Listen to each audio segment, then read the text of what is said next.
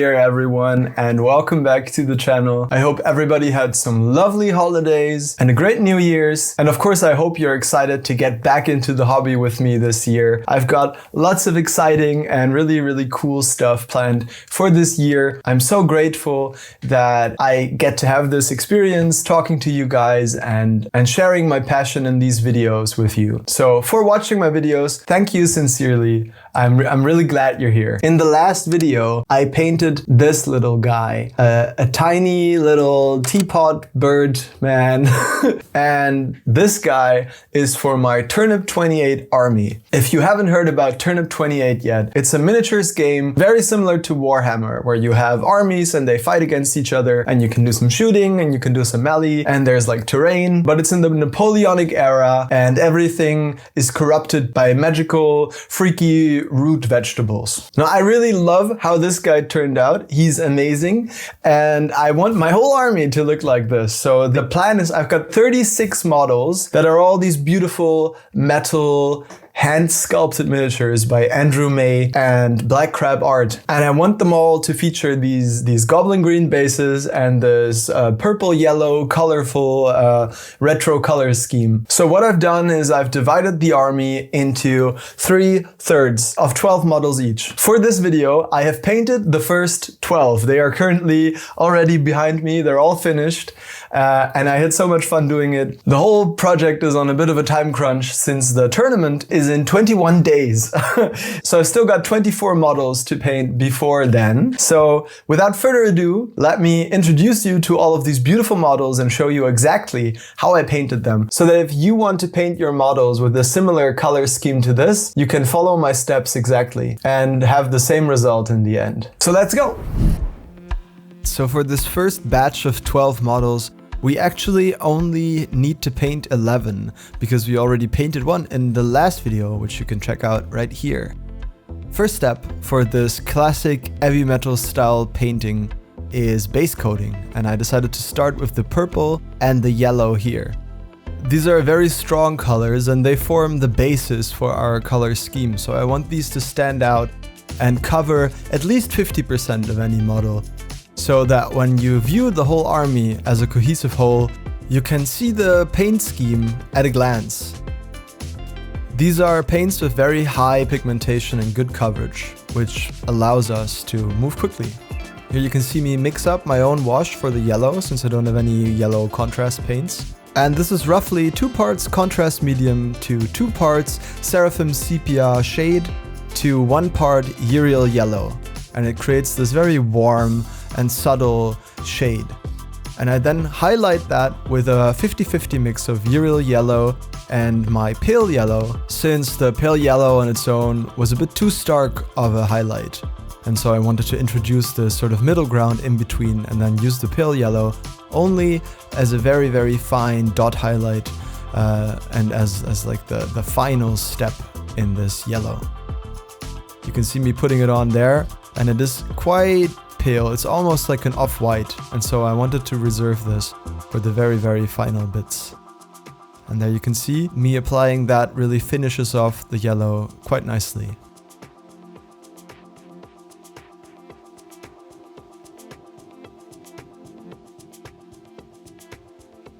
And while I had this on the brush, I decided to go ahead and base coat any off-white parts of the models as well. So there were some candles and some bones and skulls and stuff like that.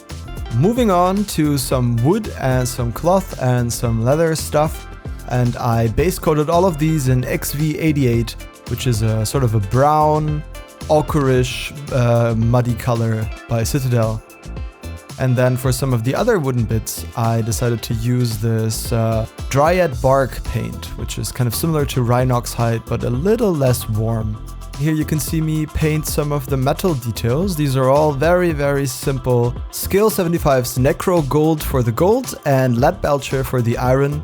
All of the brown bits get a wash with Army Painter Strong Tone, and all of the pig parts get some pinkish flesh tones. The purple gets a little purple wash. I decided to paint some specks and spots on the pig parts as well. This fishman gets base coated in Thunderhawk blue. and I decided to repaint this detail red and also some of the other ones since I wanted to introduce some of this magenta color. Roughly 50-50 mix of Reichland Flesh Shade and Carroburg Crimson on all of the fleshy parts, some blue washes on the fish guy, and then it's on to highlighting the purple. Cacophony Purple by Citadel gets applied as the first highlight, and I tried to make this a little more broad than I usually would, since the next highlight, which you can see me put on here, Light Violet by Vallejo, is our final dot highlight, and ideally you want to place that within the previous highlight. So you can see me paint up this little guy's pajama right here, and I'm making sure to really only hit the very edges of all of the forms to get that sort of crisp look where your eyes focus on all of the small details and the whole figure kind of comes to life. Now I want to show you something. If you look at the official paint scheme by Andrew here, you see this model has some very nice patterns on his pajama. And so I wanted to copy those. I shamelessly stole the exact same design because I think it's perfect. And if that's not flattery, then I don't know what is. Simply couldn't have picked a better pattern myself. And all of these little strings holding together his pajama, they get base coated with a magenta as well. And then it's back to our brown parts. First I clean them back up with some XV88 and then successive highlights with Zendri Dust and Ushabti Bone as the final highlight. And when that was done, I came back in with some pale yellow to paint all of the little stitching and his eyes. I am absolutely in love with these models, and it was such a joy to see them kind of come to life while I was painting them. Each of these models is full of character and tells its own little story. This one is carrying a sword for their master, as well as carrying that huge bag that's probably filled with trophies from the battlefield. I base coated those bags with Mornfang Brown, which is a very warm brown. And then I highlighted those with Scrag Brown and Deathclaw Brown as the final highlight. They're all Citadel paints, and I keep coming back to this triad of colors for warm browns, mostly leather and fur and that sort of stuff. So you can see me using it on this chicken pig as well.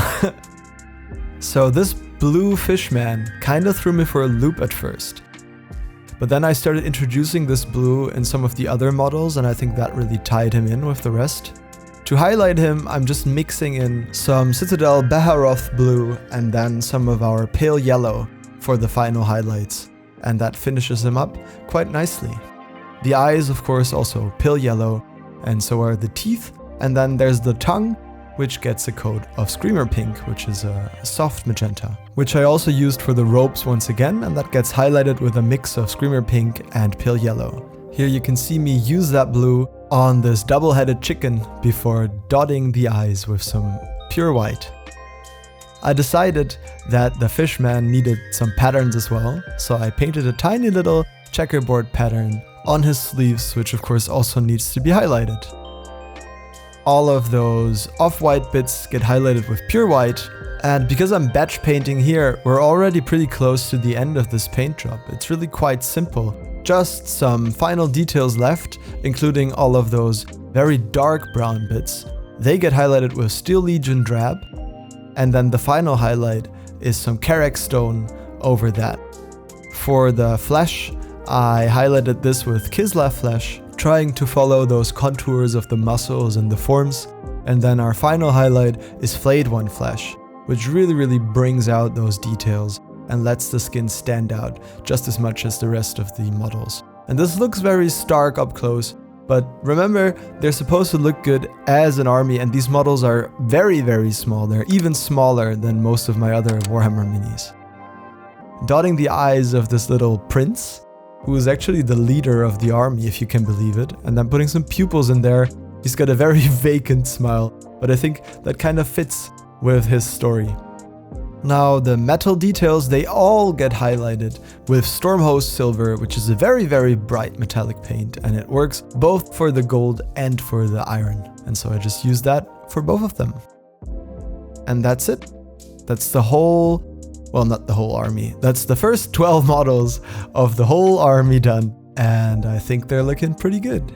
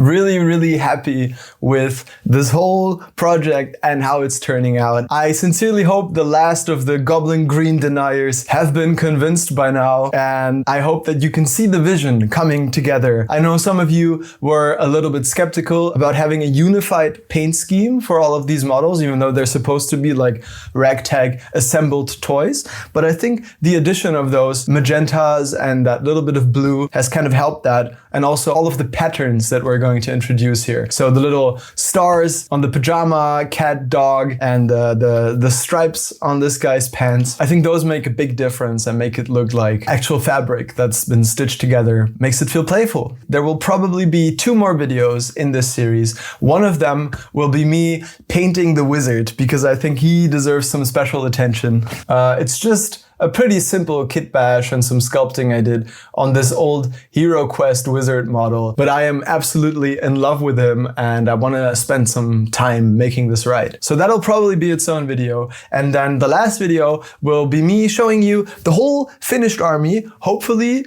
I will have finished it on time, and in that same video I'll show you how the tournament went with some event coverage and like a sort of mini battle report thing. Let me know if you would like to see anything in particular. I am looking forward to showing you all of the other incredible armies that show up and all of the crazy kit bashes people have done, and the beautiful paint schemes and the funny wacky characters everybody chose for their armies. So look forward to that, but that's not the only thing on the horizon. I told you I'm working on a very special video. I'm still working on that. You'll just have to wait and be patient a little bit longer. But don't worry, there's plenty of other regular videos planned as well. One of those is I want to show you the Hero Quest game that this wizard came from, and talk a little bit about what it means to me and why I think it's such a special game. Wait until you see the cards in that game, by the way. So inspiring. Such inspiring stuff. Really excited for the new year with you on this channel. Thank you so much for everyone who subscribed last year and who's watching this video right now. If you made it this far and you haven't subscribed yet, please consider doing so. It really helps me build this channel and will hobby allow me to share this hobby of ours with many more people in the future. Tell me what you think about this color scheme down in the comments. Take it easy in the new year. Don't get burnt out immediately. January can be very stressful. Stay sane, stay kind, paint some minis, and have a wonderful time.